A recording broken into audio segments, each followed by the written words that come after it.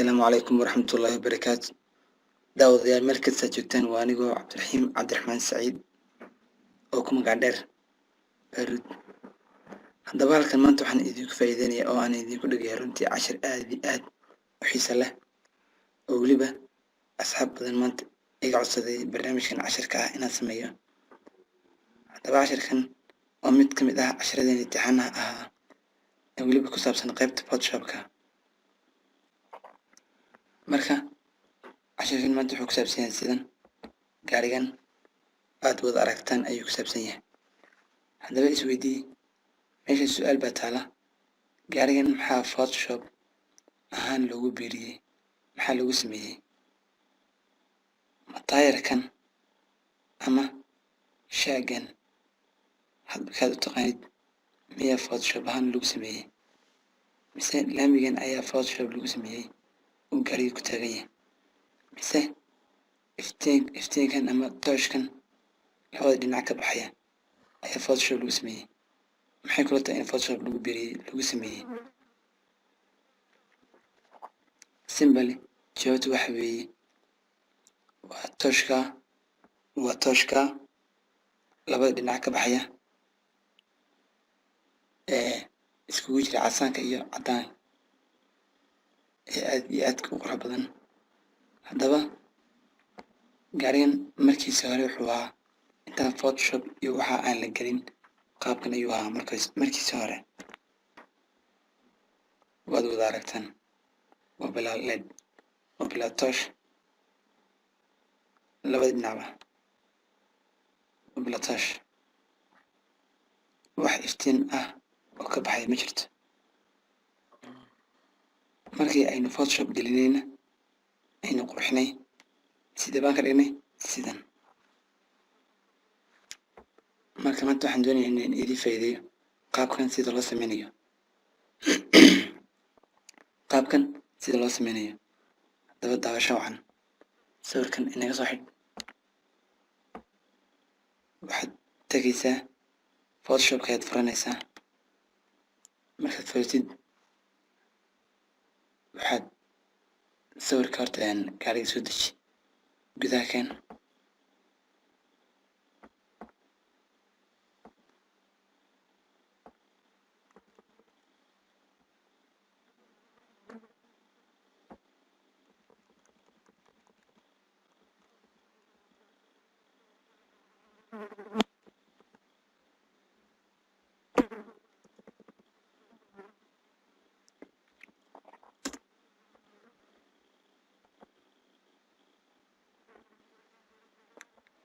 haddaba gaariga markuu halkan ku yimaado waxaad sameynaysaa stepka koowaad. Waxaad sameynaysaa halkan hoose ayaad imaanaysaa la yidhaahdo create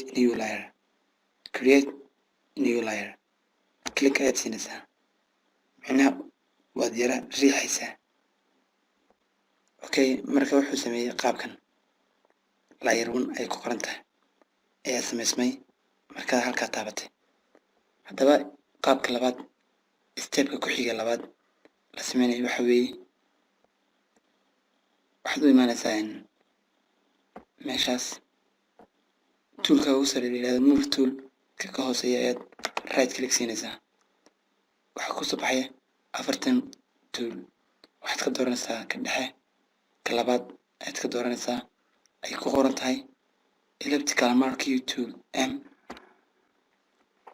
haddaba xaggaa sare ayaad kaga soo qabanaysaa left click, kadib saamus ku jiid. wuxuu sameeyey circle ayuu sameeyey. haddaba circlekaas ayaa loo baahan yahay, circlekan ayaa loo baahan yahay runtii in la madoobeeyo. waxaad tegaysaa toolkan loo yaqaano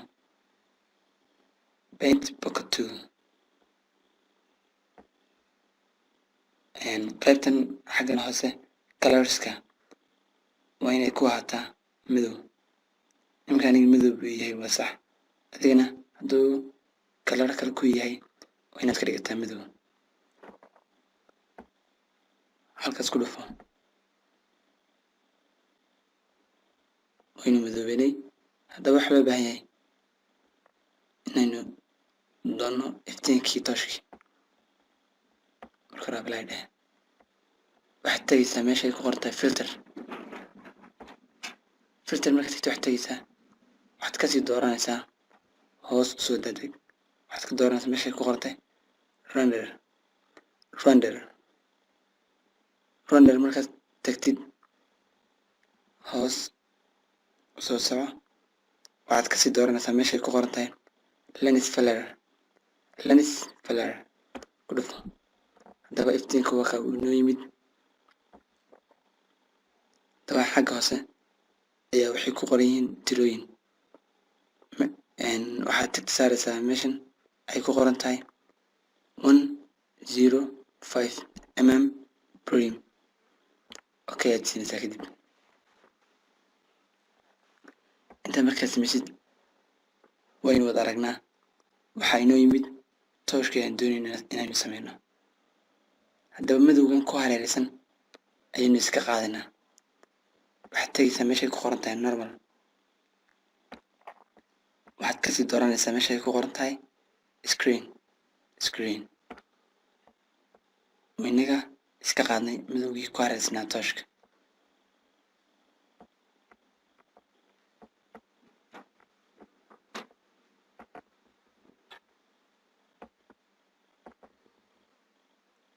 waxaad dhigaysaa meeshuu ku habboon yahay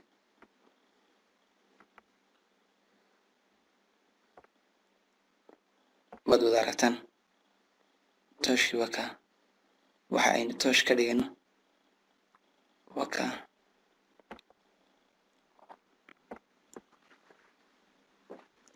haddaba halkaa markaad maraysid waxaad sameynaysaa control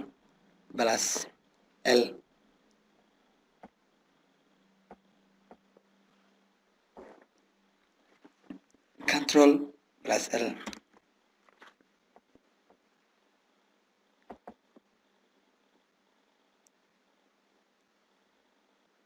bahalkan iminka anigu aan xagga u jiiday wuxuu tarayaa shadowgan badan ku hareeraysan ayuu yaraynayaa kanna xagga yar u yara jiid kaa koonahana isagana tooshka ayuu iftiinka ayuu weynaysiinayaa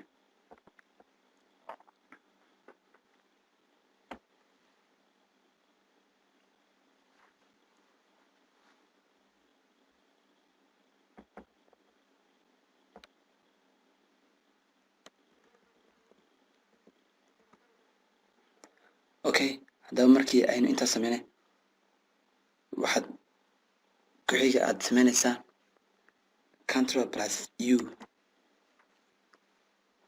plus u markaad isku qabatid waxaa kusoo baxaysa qaabka noocana ee colorska kaga muuqanayaan haylawin inaad halkan tigta saartid meeshay ku qoran tahay colorize tigta saar kadib kalarkaad doontid ayaad ka dhigan karaysaa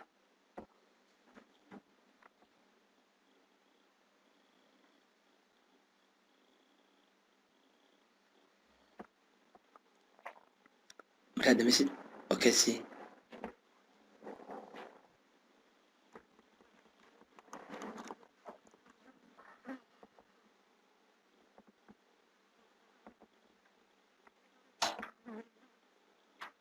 okay markaad siisid haddaba waxaynu hadha qaybtan kale runtii laba qaab waan samayn karaynaa waynu u samayn karaynaa qaybtan tooshka in aynu sameyno qaabkan markii aynu kan tooshka u sameynaynay iftiinka aynu u sameynaynay leerka processkii aynu usoo marnay isla kan kalena inaynu usoo marno waynu samayn karaynaa taas qaab kale aynu samayn karaynaa ee fudud waxaa weeye inaynu isticmaalno copy paste inaynu kan copy garayno aynu ku baasi karayno dhinaca kale okay aynu copy garayno control plus alt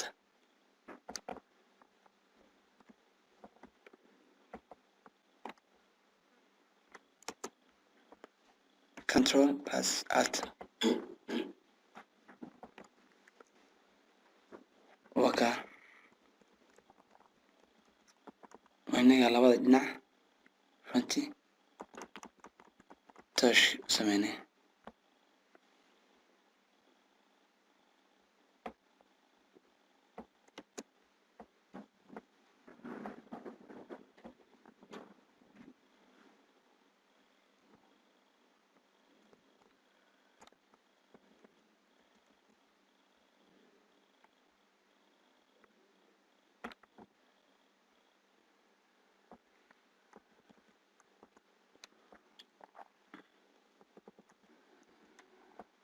okay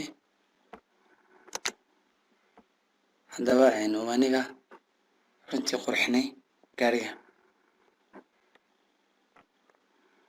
haddii aad haysaan wax su'aala runtii xagga hoose commentiga waad kusoo qori kaysaan wixii su'aal aad haysaan waxaana filayaa inaad runtii ka faa'iideen aadna fahanteen marka cashirkan iyo casharo kale oo ka sii cajaa'ibsan iyagana waan soo saarayaa oo waxba kama harsanaba marka waxaan idin leeyahay sidaas iyo nabadgelyo.